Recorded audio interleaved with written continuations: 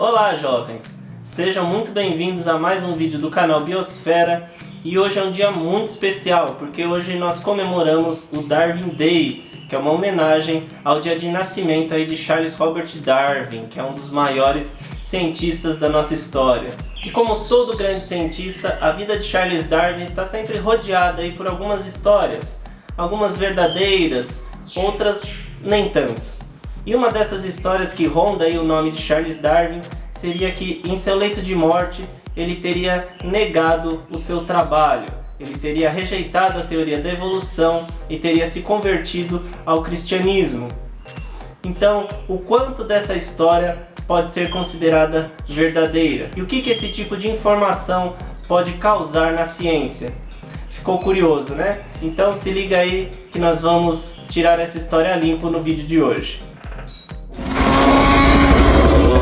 Bom, então toda essa história aí sobre a conversão de Darwin, ela tem início com um relato que foi publicado por uma evangelista chamada Elizabeth Reid Cotton, ou Elizabeth Hope, ou como ela é mais conhecida, Lady Hope. E nesse relato ela afirma ter encontrado com Darwin em seu leito de morte. Eu vou fazer aqui um resumo sobre o que ela afirma nesse relato, que ela diz ter encontrado Darwin em sua cama, encostado em uma pilha de travesseiros. Em uma das suas mãos ele segurava uma Bíblia, que segundo ela é um livro que ele estaria estudando frequentemente. Eles discutem sobre a Bíblia, sobre a criação, até que surge uma afirmação um tanto quanto curiosa de Darwin sobre o seu trabalho. Então, segundo o relato, a frase de Darwin diz o seguinte: "Eu era jovem e com ideias disformes. Levantei interrogações, fiz sugestões, assombrando-me sempre com tudo. E para o meu espanto essas ideias espalharam-se como fogo tocado pelo vento. As pessoas fizeram delas uma religião." Bom, nós vamos analisar essa frase de forma mais detalhada mais para frente. Seguindo aqui o relato, a Lady Hope afirma que os dois continuaram conversando e Darwin propôs que ela viesse pregar em seu jardim, falar sobre a Bíblia para algumas pessoas. Então Lady Hope questiona Darwin sobre o que ele gostaria que ela falasse. E ele de imediato respondeu: "Cristo Jesus e sua salvação. Não é o melhor tema?" Bom, então a conversa se segue e o relato termina com Darwin comentando que ficaria ali de sua janela, escutando alguns cânticos que seriam proferidos durante essa pregação de Lady Hope. Então a primeira pergunta que a gente pode fazer ao se deparar com um relato desse é se essa Lady Hope realmente existiu. E sim, essa mulher realmente existiu. Elizabeth Cotton foi uma evangelista britânica que nasceu em 1842 na Austrália. Aos 35 anos, ela se casou com um almirante aposentado chamado James Hope, que foi de onde ela adquiriu o seu sobrenome, que ela vai passar a usar então até o fim de sua vida, mesmo com a morte de James e um segundo casamento que ela teve com Thomas Dene. Ela vai ser sempre chamada de Lady Hope ou Elizabeth Hope. Lady Hope então morreu em 1922 de câncer de pulmão na cidade de Sydney, na Austrália. Então, sabendo que Elizabeth realmente existiu, o que nos resta fazer é verificar se as informações que ela passou nesse relato são realmente verdadeiras e se ela de fato esteve na casa de Charles Darwin. Bom, as primeiras informações não são muito favoráveis à história de Lady Hope. O filho de Darwin, Francis Darwin, afirma que ele teria acusado a Lady Hope publicamente de falsidade, que a história que ela contou sobre a conversão de Darwin seria totalmente falsa.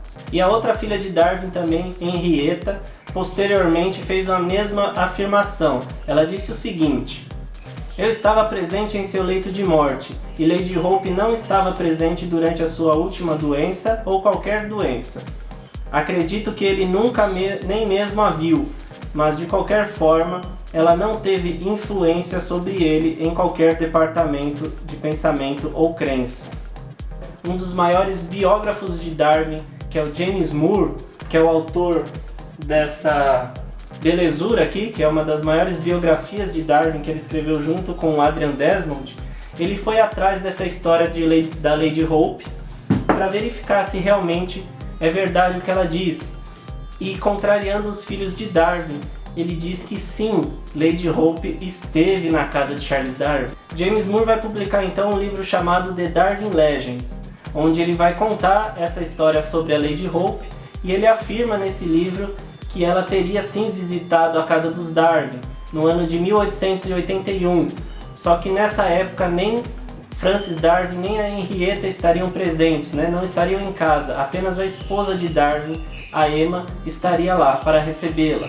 O que faz com que Moore acredite que Lady Hope esteve realmente na casa dos Darwin alguns detalhes do relato que ela passa, que ele diz que só quem esteve lá, né, em Down House, e só quem conheceu Darwin poderia fornecer. Ela dá alguns detalhes sobre decoração da casa, sobre o jardim. Moore se pega nessas declarações para atestar que Lady Hope realmente esteve lá. Só que James Moore não foi o único a pesquisar essa história a fundo, né?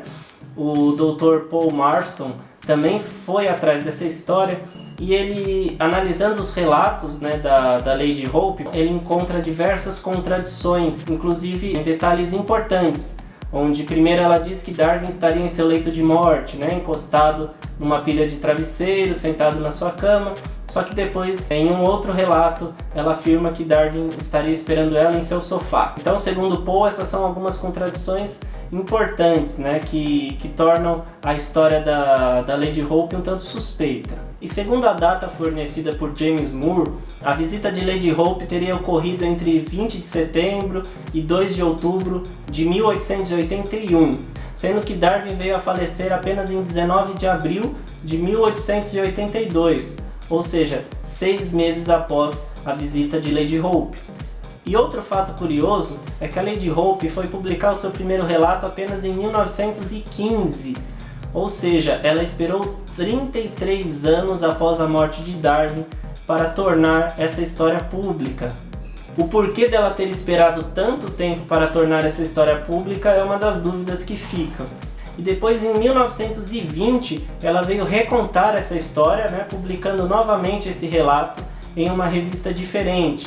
E é esse material que o Dr. Marston ele vai usar para encontrar as contradições. No primeiro ela falava sobre Darwin encostado em sua cama, na pilha de travesseiros, e nesse segundo já aparece a contradição do sofá. E uma coisa que eu acho bem curiosa é esse desejo que algumas pessoas têm pela conversão, principalmente de cientistas, né, ainda mais sendo eles ateus ou agnósticos, pela sua conversão a uma religião no leito de morte. É como se fosse uma tara, as pessoas anseiam que aquela pessoa que ficou a vida inteira como ateu, como agnóstico, chegue no fim da sua vida, se arrependa, se converta e tudo vire flores. Só que, como disse Francis Darwin no relato anterior, a chance de Darwin ter abandonado o agnosticismo é muito improvável. E James Moore vai seguir a mesma linha de pensamento, em que ele afirma que é muito improvável que Charles Darwin tenha abandonado o agnosticismo, já que quando ele se pôs a comentar sobre a doutrina bíblica, ele afirmou que essa seria uma doutrina condenável, já que ela condenava os incrédulos, né, o que vai incluir aí muitos de seus amigos, né, inclusive o famoso Thomas Huxley, ao inferno, condenava essas pessoas à punição eterna. Então isso incomodava muito Charles Darwin. E nessa biografia aqui que eu mostrei para vocês, que o James Moore escreveu, também tem uma outra afirmação de Darwin, que ele diz que o agnosticismo, né, que foi proposto por Thomas Huxley, seria a melhor definição para descrever o seu estado de espírito. E o Dr. Marston, que também acompanhou essa história, ele encontrou um outro personagem chamado de James Figan, que é um irlandês, membro da igreja, e esse James Figan chegou a afirmar em uma carta que ele escreveu posteriormente o seguinte: ele disse assim: "Não há dúvidas de que Mr. Darwin morreu como viveu, um agnóstico, mas ele era o mais benevolente, cortês e honrado cavalheiro." Ou seja, um outro evangelista confirmando aí que Darwin era um agnóstico convicto. E um outro fato curioso que surgiu recentemente e ajuda a complementar essa história foram cartas que Charles Darwin chegou a trocar com o advogado chamado Francis Dermot. Acho que é esse o nome do cidadão. Ele queria saber se Darwin acreditava nas informações contidas no Novo Testamento e ele não aceitava qualquer outro tipo de resposta se não fosse um sim ou um não. Então Darwin replicou essa carta, respondeu ao Francis, e ele disse exatamente o seguinte: lamento ter de informá-lo que não acredito na Bíblia como revelação divina e, portanto, tampouco em Jesus Cristo como Filho de Deus. Atenciosamente, Charles Darwin. Essa carta ela foi escrita em 24 de novembro de 1880, ou seja, 2 anos antes da morte de Darwin e 1 ano antes da visita de Lady Hope. Um outro ponto que nós podemos considerar também é que essa história da Lady Hope não encontra respaldo em nenhuma das cartas encontradas de Darwin, nenhuma correspondência dele, nenhum relato familiar leva em conta essas opiniões. E voltando agora àquela citação que eu comentei no começo, em que Darwin disse: eu era jovem com ideias disformes, levantei interrogações, fiz sugestões, assombrando-me sempre com tudo, e para o meu espanto, essas ideias espalharam-se, como fogo tocado pelo vento. As pessoas fizeram delas uma religião. Aqui Darwin parece se arrepender do seu trabalho, de todo o seu legado e de todas as suas pesquisas. Essa é outra afirmação muito estranha, porque para quem conhece a história de Darwin sabe que ele dedicou a sua vida nesse trabalho. E como disse James Moore no seu livro The Darwin Legends, essa é uma história que contém todas as características da imaginação anedótica de Lady Hope. Ela escrevia muitos romances, então ela tinha esse dom para escrever histórias, para romantizar histórias. Então nesse relato dela, segundo Moore, está contido ali todo o sentimentalismo emocional e espiritual de Lady Hope. Bom, então depois de toda essa história aí, acho que a gente já pode concluir que essa história foi inventada pela Lady Hope. Não passa de um boato ao qual não há evidências ou qualquer tipo de respaldo aí na história de Charles Darwin. Apesar de ter aquele fundinho de verdade, sobre ela ter realmente feito a visita, segundo James Moore, à casa de Darwin, todo o restante da história foi inventado, é uma fantasia. O grande problema dessa história é que algumas pessoas utilizam ela como um argumento, não sei se eu posso chamar de argumento, mas utilizam essa história como um ataque à teoria da evolução. Pessoas que querem negar a evolução lançam essa história da Lady Hope com o intuito de dizer que se Darwin negou o próprio trabalho, se Darwin negou a própria teoria, por que eu devo aceitá-la? E esse tipo de ataque, esse tipo de questionamento nos leva a uma reflexão, que foi a que eu fiz no começo do vídeo. Qual implicação essas informações trariam para a ciência e para o conhecimento da teoria evolutiva que nós temos atualmente se elas fossem verdade? Eu vou responder isso daqui a pouco, porque um fato muito curioso que eu encontrei aqui durante as pesquisas para fazer esse vídeo é que o site Answer in Genesis, ele é um site criacionista e o dono dele é o criacionista Ken Ham. E eu achei interessante que nesse site há um texto, e eles também possuem um vídeo no YouTube, dizendo para os criacionistas não utilizarem a história da Lady Hope como um argumento anti-evolução. Olha só isso, o cara que é um criacionista está dizendo para você não utilizar essa história. Ou seja, se você usa essa história como um argumento anti-evolução, você é mais idiota que o Ken Ham. Eu vou explicar isso de uma forma mais detalhada para você entender. Ken Ham é um cara que acredita que dinossauros e seres humanos conviveram na mesma época. Ele tem um museu para explicar isso para você.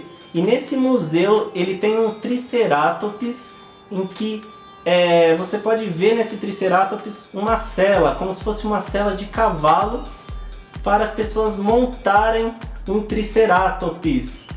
Ou seja, o cara que acredita que seres humanos montavam e cavalgavam dinossauros está dizendo para você não usar essa história como argumento, porque se você usar, você é mais imbecil do que o cara que acredita que seres humanos cavalgaram dinossauro.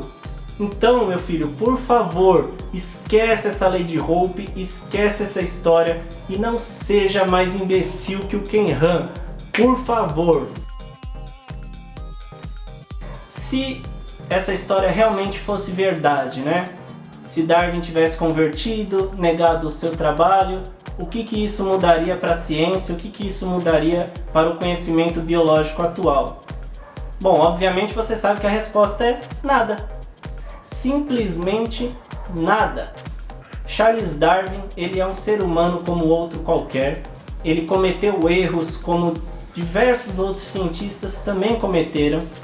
E a ciência não funciona baseada em revelações de certas pessoas. Ou seja, Darwin não é um santo, Darwin não é papa, Darwin não é uma figura a ser idolatrada. Ele foi uma pessoa muito à frente de seu tempo, ele teve ideias mirabolantes, ele foi genial ali na sua concepção de seleção natural. O fato dele dizer que no final da vida, eu nego todo o meu trabalho não vale de nada, eu só falei porcaria, não quer dizer nada, porque hoje nós temos uma gama enorme de evidências a favor da evolução. Nós temos evidências genéticas que Darwin nem chegou a conhecer.